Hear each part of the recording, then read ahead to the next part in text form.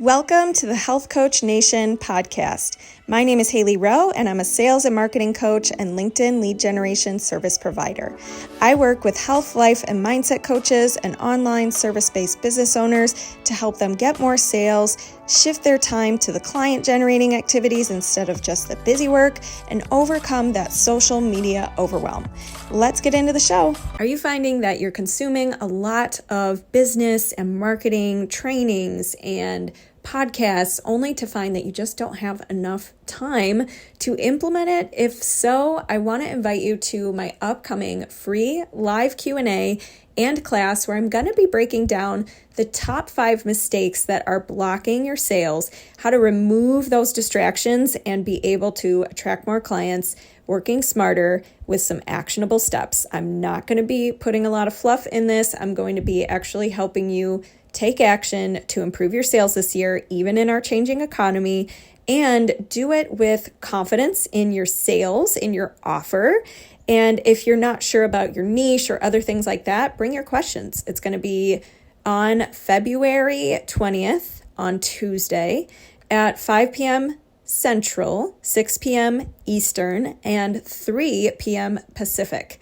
Can't wait to see you there. You can sign up and save your spot at haleyrowe.com/5steps, all one word. And when you sign up and come live, you're going to be able to get my weekly business planning template that I normally use with clients to help them flesh out their weekly plan. And if you book a call with me within a specific time frame, you're going to get a little bit of a client attraction audit. So you'll see that on the thank you page when you sign up. But go to haleyrowe.com/5steps, and I'll talk to you soon. I am here today with a special guest, Samantha, and I believe it's Skelly, right? You got it. I've heard it many times, and when I have to read it out loud, I wonder. Anyways, I have seen you in the online space for many years. I actually found you through Angie Lee many years ago, and I'm so excited to be interviewing you today because I've gotten even to see you evolve and grow, and I want to hear more about what you do today with breathwork and all the things. So why don't we start just, why don't you share your entrepreneur story and journey thus far, if you can, a little recap. Yeah, definitely. Thank you so much for having me. This is so sweet. So I grew up in a family of entrepreneurs and, very growth-minded thinkers. We would have dinner in our family, would have dinner every single evening at 6 p.m. And my dad's kind of just been like one of my biggest mentors in my life. And I remember I never really liked school. It was never really my thing. I'm like, I don't want to sit down for all these hours and like learn about stuff that I'm probably not going to use. And I remember my dad saying to me at one of these dinners, he says, don't worry about school. He said the A students end up working for the C students anyway. And so it was like in those moments where he kind of gave me permission to be like, hey, you can kind of create your own reality and you can kind of do what you want. And so from a very young age, I always knew that I wasn't going to take the path of like going to university and getting a degree and getting a job. Like I just knew that wasn't in my bones. It wasn't in my blood. It just wasn't me. I always knew that I wanted to create my career through doing something that really lit me up. And so I started my very first business, which was called Liftify. And I was supporting personal trainers getting out of the gym, going online and just leveraging their time through online programs. And so that was other than selling beaded necklaces at the farmer's market, that was like my first thing. And then after that was Hungry for Happiness, which is probably when you and I connected, right? Was I running Hungry for Happiness? Yeah. And that business was so epic. I had so much fun doing that. We helped so many women all around the world heal emotional eating and fall back in love with their bodies. And we just did some epic work, ran international retreats, and I wrote a book and I had a podcast, the whole thing. And then I got to this point where I was like, I'm ready for my next thing. And I always have to follow intuition and inspired ideas. I can't hold on to something if it feels heavy. So I'm like, all right, I'm doing this now. And then like overnight, I was like, oh, I'm doing breathwork now. And breathwork has been like, I really feel like breathwork is like my legacy, like pause breathwork is like my legacy business. Like I'm so in love with it. I love the work that we're doing. I love how immediate breathwork is. I'm obsessed with training people to become breathwork facilitators. My like vision, my big the thing that I think about every single day is training and certifying 10,000 people to become breathwork facilitators, because on average, each of them impact about 5,000 people, the people that we certify. And so that's 50 million people when we reach 10,000 facilitators. So like the ripple effect of that is so fun. And so that's what I do now is pause breathwork 100% through training people to become facilitators and sharing our mobile app and just a lot of the different programs and things we have at pause. It's been so fun. It's been so fun. I feel so grateful. That is so awesome. And what a journey, definitely different phases. And I think that what your story brings up is that it's okay to pivot and listen to your ideas. And I think sometimes people have a million different ideas every single day. And so if they just did that all the time, it would be every day new business. But how do you balance? Like, how do you balance? You said, I want to listen to my intuition and I want to let go of anything that's heavy. How can somebody like know that they should pivot if they're getting that sense, or any advice on like the pivoting topic? That's a great question. That's a great question. There's a difference between our emotional body and our intuitive body. So it's really important that you know the difference when your body speaks to you. So my emotional body is telling me to do all sorts of weird shit every single day, but I know that I'm just in a wave of emotionality and it's not actually truth. But then when I quiet down my mind and I'm in my body enough to really listen to my intuition, then I can really feel the difference between like that intuitive yes or that intuitive no, which is very different from like the emotional yes and the emotional no. And so when it comes to making a big decision on your career, following your intuition, really making sure that it in fact is your intuition and it's not just your emotion. So I'll give you an example. There's times at pause where, we're building a big mission. We have a big company. We have thousands of clients. We have, 27 employees. It's like a big machine, right? And there's times where it's really hard. Like it's not easy, being the founder and the CEO and the decisions that I make every single day and just some of the things that I navigate, it's really intense. And sometimes my emotions are like, this isn't worth it. I don't want to do this. But what that is like an invitation for me to expand and become a better leader, become a better CEO, a better founder, whatever it is. Whereas that is emotion, the emotion of being overwhelmed versus the intuition of like, this just is not right. This just does not feel right. I remember and I never have that feeling with this business. It's just like, this is aligned and we're going to throw some crap at you to strengthen you in order to actually evolve into, who you're meant to be in this world. I remember in my last relationship, my ego was like really wanting to make it work. And my intuition was like, this isn't right. And the quicker you can face that and like admit to yourself that this man is not the one for you, the quicker you can move on and actually meet the person who is right for you. And so I made that decision to be like, okay, I'm like, I gotta go. We gotta end this relationship. And then literally 3 weeks later, Eric, who I'm marrying, came into my life. So it's like, we have got to like let go of the heaviness that's just not aligned with who we are to welcome in the thing that is aligned with who we are. Awesome. Yeah, I love how you differentiate that. And our emotions, sometimes if we're in a very hyper emotional state, it's not the time to make decisions that are huge. Yep. But if you keep getting that sense like this isn't right for me, trust your gut. And one of the things that I keep hearing in the coaching world is this phrase called somatic coaching. So what is that? Can you tell our coaches what that is all about and how it applies to what you do today with breathwork? Definitely. So there's mindset coaching, which I'm sure a lot of your audience has heard of, and probably many people are mindset coaches.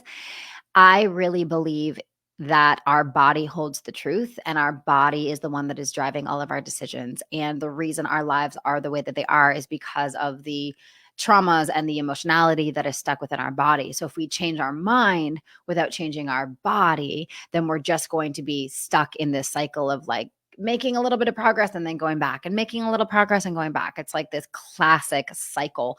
I remember when I was working like Deep and Hungry for Happiness, it would be like the classic diet binge cycle, right? Where people would like go on a diet and then they couldn't handle it anymore. So then they would binge, and then they go back to start the beginning, and there would just be a cycle. So somatic, the root word is soma, which means body, and somatic coaching is about us actually getting into the body and really healing things at a visceral level versus just thinking about the change. We're embodying the change. And so all of the work that we do at Pause Breathwork is somatic healing, somatic shift. Breathwork is a somatic practice, right? It's a body-based practice. We're not using the mind in order to overcome something. We're using the body. Now, once we begin to like heal the ruptures and the wounds and the energy that's in the body, then the mind can focus on where we actually want to go.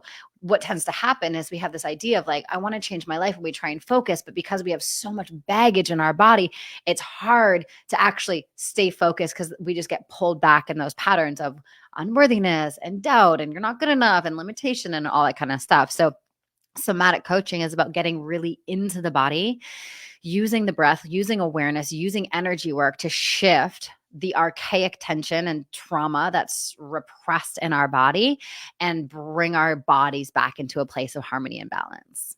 Wow, I love it. So if somebody, I want you to think about your journey so far in entrepreneurship, and what's something maybe, have you always been very into somatic work and breath work and all that kind of stuff? Or when did you start to realize like this needs to be a part of my life and become my business? Yeah, great question. I started off as a mindset coach. So I started off doing mindset sessions, and I was doing that professionally, but then I was doing a ton of breath work personally. And there was this moment where I'm like, whoa, I am changing so much from breath work. Like breath work is like the key to my transformation and my healing right now. Why am I not adding this into all of my sessions? And so that's when I began to just get so obsessed with teaching and integrating it into my sessions. And that's when I really saw my business explode. When we add somatic work, breath work into our coaching sessions, our clients get better transformations, right? Every single session, there's breakthroughs, and you're not relying on your knowledge, you're relying on the nervous system of your client. There's this co-creation happening where I've never done a breathwork session for someone where I was like, I wonder if they got anything out of it. It's so obvious, right? And I remember multiple mindset sessions where I would leave the call and I'm like, did they even like, was that even helpful? Was that even useful? And so that is why I'm just so committed to helping coaches get their clients better transformations by adding breath work into their businesses, because it adds that layer of depth and that layer of fulfillment and that layer of transformation. And so when your client is getting better transformations, they're going to stay with you longer. They're going to rave about you. They're going to give you more referrals, and your work is going to become not only more abundant, but ultimately more fulfilling because you're seeing these transformations happen in real time. And so that is where I started mindset coaching. Once I added breath work into the mix, it would just everything kind of blew up from there. I love it. Yeah. Okay. So you kind of were doing it behind the scenes, and then you're like, I got to share this. I have to help my clients more. Yeah.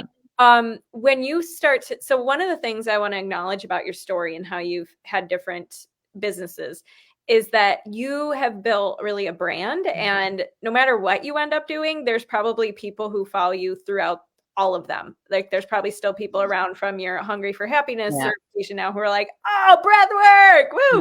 Yeah. So, tell me a little bit about how do you just, when you're going to do a pivot, how have you gone about that? Do you just say like, hey guys, I'm doing this now? Or what's it been like for you in just like the content, social media / daily operation transition? Yeah, that's such a good question. And, I get this question so often. I really am a believer in creating a rock solid personal brand so your brand can evolve with you, which is what I've done over the years. And like, yes, my colors have changed and my stuff has changed. And I've rebranded my podcast from the Hungry for Happiness show to the Sam Skelly show to now Can't Be Contained, which is a completely different brand than before.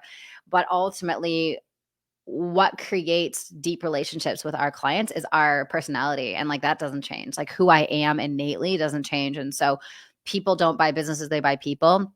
And if someone resonates with my vibe, with my values, with my work, with my creativity, with what I bring into this world, how I articulate it, how I communicate it, how I connect and create, and all these sorts of things, there's going to not be a sever when I decide to pivot or create something that's a little bit like left field, right? So going from hungry for happiness to pause breathwork, I literally did that overnight. I was like, by the way, here's what we're doing now. We're not doing this anymore.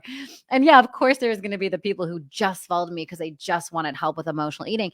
But I would say 80% of my audience was hanging out because we vibed and there was resonance and there was alignment and things like that. So that gives me the freedom, like having a deep relationship with my audience and feeling into what they desire and like solving their problems. That gives me freedom to make these pivots with them not going like, what's she doing now? Or like, I'm not going to follow her because I don't like that now. Even like 80% of what I do is breath work, but then I have this 20% where I have a mastermind where I teach women to do business in this new way, in the feminine way. And people don't get pissed when I promote that. They're just like, oh, that's like one of the things that she does. Right. And so your brand gets to have flexibility and fluidity based on where you're at.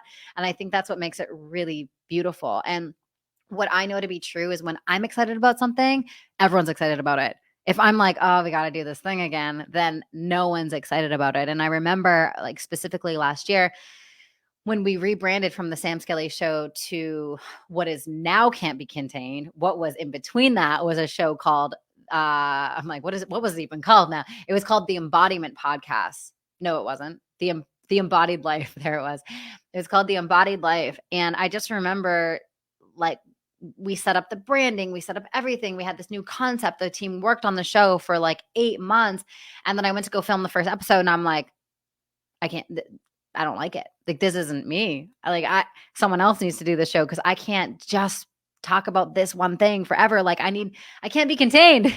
So that's kind of like where Can't Be Contained came from, where I'm obsessed with that podcast concept because I'm like, yes, I talk about somatic coaching and breath work most of the time. But then again, there's that 20% where I want to talk about mushrooms, or I want to talk about psychedelics, or I want to talk about aliens, or and it's like, I want to have the spaciousness to be able to do that and not be confined by one brand. So I hope that makes sense. Definitely. Yeah. And I think that if you're right, people buy not only people, but your energy too. So if you don't have energy behind what you're doing and you're just kind of like going through the motions, no one's going to get excited about that. So what would you say is something that you now see differently in your business, aside from just interest changing, that, maybe you've changed your tune on over the last couple years? This is a great question. Well, I think one of the biggest things is when I first got into business, I hired a bunch of male mentors who were all very masculine and all up in that hustle culture. And I thought that in order to have a successful business, that is what I needed to do. And I burnt out my nervous system. I was frustrated. I was over it, right? I ran Hungry for Happiness like that. And so when pause came to be, I was like, I am only building this business if I can do it in a way that feels nourishing, feels aligned, and I can use my feminine gifts, my spirituality, my creativity as the founder, as the CEO. Like, I don't, like, there were so many of these archetypes as CEOs that were like these masculine men and and driving numbers and driving this and KPI. And I'm like, I get it. And there's so much value in feminine leadership, and that's what I want to tap into. And so that's like a huge shift that I've made in the last couple of years. And that was like the birth of the Life Mastermind. Ultimately, I'm like, I want to teach women how to do this. Like, I want to teach women how to run businesses in the feminine because it works so much better and it's so much easier. So that's like a big one that I can think of. Love it. Yeah. And one thing too that you shared earlier is that if you can help, 10,000 or however many it was, breath work facilitators, and they help X number of people, this ripple effect happens, and you love that. And you want to be able to be an example of a feminine leader helping people and having that ripple effect. And I think that's a super strong mission, and it gives you a bigger picture about it's in the day-to-day, as you were saying, like when challenges come up, you have that vision. So what are some other, what would you say to somebody who is feeling overwhelmed, or they have a vision, but like in the day-to-day, they're feeling super overwhelmed. they're feeling really like everything's difficult. And any advice on handling challenges on the business side of things? Because like, think about a breathwork facilitator. They love the breathwork, but that now they have to learn how to be a business owner, and they have to learn how to get themselves out there usually, unless they're going to work somewhere. So if they're going through the day to day and they're like, I love the breath work and I want to do the breath work, but why do I have to learn XYZ and do business? What would you say to somebody if they're going through the challenges of that? Okay, so there's two parts of me that come up here. We could go like tough love, or I could like sugarcoat it. And in this moment, I'm just going to go tough love. Running a business is fucking hard. At the end of the day, it'll break you down so that you can rebuild it. And if you look at business as a spiritual assignment first before everything else, and you're like, this thing is happening for my evolution, for my expansion, it's going to be easier. I don't think everyone's designed to be an entrepreneur. I really don't. I don't think everyone's designed to be a business owner. You know, I think people like the idea of it, like the time freedom, the financial freedom. It's like all of that stuff is really great. And you have to come face to face with you and your patterns and your parts every single day in order to evolve to become the type of leader that can actually hold the energy of a business. And I think that's a really important thing to say. And I think for some people that might feel defeating, for some people that might feel really exciting. You know, when I hear that, I'm like, yeah, I know that I have the fabric to be an entrepreneur. I'm not afraid of failure. I'm not afraid of loss. I'm not afraid of things being hard. I'm not afraid of that. What I've learned is how to not manufacture hard. Because I think there's a huge piece of it of like being addicted to suffering and addicted to struggling. And I know what's worth putting energy into overcome. And I know what is just wasted energy. So I think having the discernment to go, wait a second, this is manufactured hard. This isn't part of like the content that I need to evolve. This is just suffering and just being really clear about that. But, you know, for people, I believe if someone has a vision of what they want and they're willing to heal parts of them that don't belong anymore, then I think it's a beautiful journey. I wouldn't trade it for the world, but I'm not going to stand here and say, oh, it's like really easy all the time. Yeah. It can be easeful, right? We can make things easeful when we use energy as a strategy and we allow ourselves to be more in our bodies, but it's definitely not easy. I'm so glad you said that. And that's also why we need breathwork or mindset coaching or whatever it is that you guys use for energetic release. But I think that what you said about you don't think everybody's maybe meant to be an entrepreneur is really an interesting comment, because I was actually going to ask you about that when you said you grew up with entrepreneurs and your dad was telling you like, don't worry about school. And like, I grew up with parents who were entrepreneurial in their jobs. Like they were very high achieving and were, you know, they could drive their own results. Like my mom's a realtor. So she does in a way, you know, have to get her own business. That's pretty entrepreneurial. It is. And so I got to see that at a young age, but I don't know if I would have had the awareness that it takes so much grit and you have to, you know, focus on your clients and what they like. There were subconscious lessons I think that I was learning from her. I don't think everybody gets, and I also don't know if none of us start out with all the traits required to be an entrepreneur, but some of us I think maybe have that intrinsic drive to figure it out, and we can. And I think it can be built, but it was just I was glad to hear you say that, because I was going to ask you, like, do you think everybody is meant to? It can definitely be built. Like, oh my God, it can definitely be built. And I've seen this happen so often, but there has to be a willingness and there has to be a grand capacity for resilience. And if there's that, then of course entrepreneurs can be shaped and built, and we can be, I'm constantly refining and defining and growing. And, you know, our goal from 2023 to 2024 is to double the business. And the only question I ask is like, how do I double my capacity, my skill set, my leadership? Like if we're going to do double, I need to be 100% better than last year.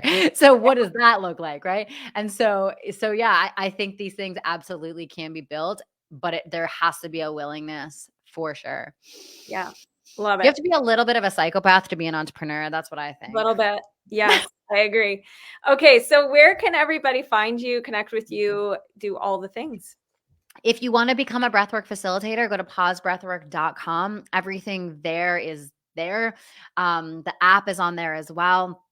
Pause Breathwork in the App Store if you want to download the free 14-day trial.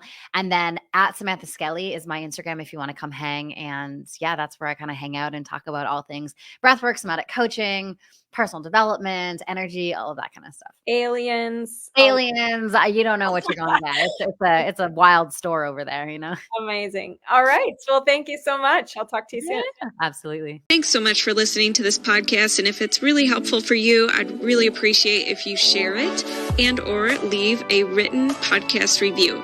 This tells the podcast sites that our show is useful and it will be promoted to more people that way.